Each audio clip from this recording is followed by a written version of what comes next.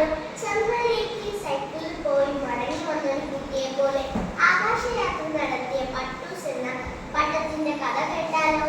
ആബിദ, പട്ടൂസ്, അമ്പിളിമാമൻ, മേടക്കാറ്റ് എന്നിവരാണ് ഈ കഥയിലെ കഥാപാത്രങ്ങൾ. നമുക്ക് കഥ കേൾക്കാം.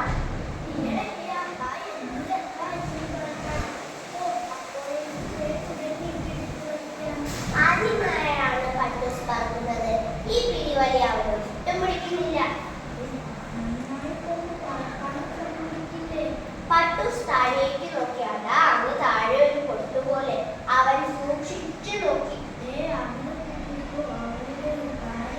ആബിദ, അവളാണ് പട്ടൂസിന് ഉണ്ടാക്കിയത്. രാത്രി എടുത്ത് വന്ന കടലാസുകൾ മുറിക്കുമ്പോൾ അവൾ പറയുന്നുണ്ടായിരുന്നു, പട്ടൂസ് ഇത്താത്തോട് മുത്തല്ലേ, കരയില്ലേ, ഒട്ടും വേദനിപ്പിക്കില്ല.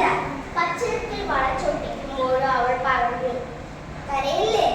ആബിദ അത്രയ്ക്ക് സ്നേഹത്തോടെയാണ് പട്ടൂസിനെ ഉണ്ടാക്കിയത്. പട്ടൂസ് വല്ലാതെ മുകളിലേക്കൊന്നും പോകല്ലേ, കാറ്റടിച്ച് ജലദോഷം പിടിക്കും. രാത്രിയാവുമ്പോൾ വേഗം താഴേക്ക് വരണേ. അവൾ സാവധാനം പട്ടൂസിനെ പറത്തി തുടങ്ങി. ആകാശത്തെത്തിയപ്പോൾ കഥയാകെ മാറി.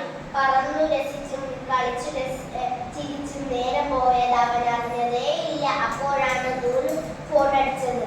അങ്ങേ തലയ്ക്കൽ ആബിദയാണ്. ഹലോ പട്ടൂസ്, കേൾക്കുന്നില്ലേ? Hello hello. നീതെവിടെയാ? ഇരുട്ടാമോത് കാണുന്നില്ലേ? ഞാൻ വരാം.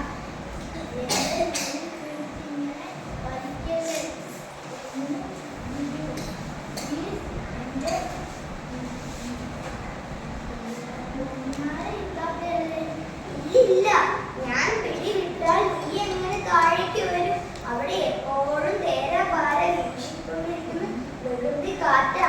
പിന്നെ അത് പറത്തി എവിടേക്കും കൊണ്ടുപോകും.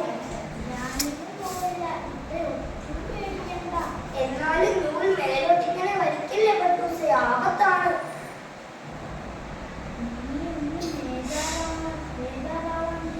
പട്ടൂസ് നീയും മുകളിലോട്ട് പോകല്ലേ. അപ്പോഴേക്കും നൂൽ പൊട്ടിപ്പോയിരുന്നു. ആബിദ ഉറക്കെ നിലവിളിച്ചു, അയ്യോ പാവമല്ല പട്ടൂസ്, അവന് എങ്ങനെ താഴേക്ക് വരാനാ? നൂൽ പൊട്ടിയതോടെ പട്ടൂസ് എങ്ങോട്ടില്ലാതെ പറന്നുപോയി. ഇപ്പോഴവൻ അമ്പിളിയെയും നക്ഷത്രങ്ങളെയും ഒക്കെ തൊടാൻ പൂരാപൂരിട്ടുമായി അവൻ എഴുച്ചു വിറച്ചു. അവൻ നൂൽ ഫോണെടുത്ത് വിളിച്ചു, ഹലോ ഇത്താത്ത, ഹലോ. ഈ റൂട്ടിലേക്കുള്ള എല്ലാ ലൈനുകളും ഇപ്പോൾ തകരാറിലാണ്. കുറച്ച് കഴിഞ്ഞ് വീണ്ടും ശ്രമിക്കൂ. അപ്പോഴാണ് അമ്പിളിമാമ അത് കണ്ടത്. എന്തിനാ മോനെ കരയുന്നത്? എനിക്ക് കഥയെ കാണണം. അവളുടെ വീട് എവിടെയാ?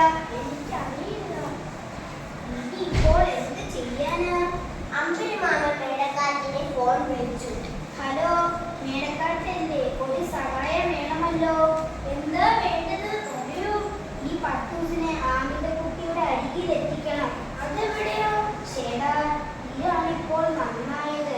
നീ എന്നെ എല്ലായിടത്തും മൂളിപ്പാട്ടും പാടി കയറി ഇറങ്ങാറുള്ളത്. നിനക്കറിയില്ലേ അവളുടെ വീട്? ഒന്ന് ഓർത്തു നോക്ക്. പെട്ടെന്ന് മേടക്കാറ്റിന് സ്ഥലം പിടികിട്ടി. അവൻ പട്ടൂസിനെയും തോളത്തിലെത്തി താഴോട്ട് പറഞ്ഞു. മേടക്കാറ്റിന്റെ പാട്ടും കുളിരും ഏറ്റതോടെ പട്ടൂസ് ഉറക്കത്തിലേക്ക് വഴുതി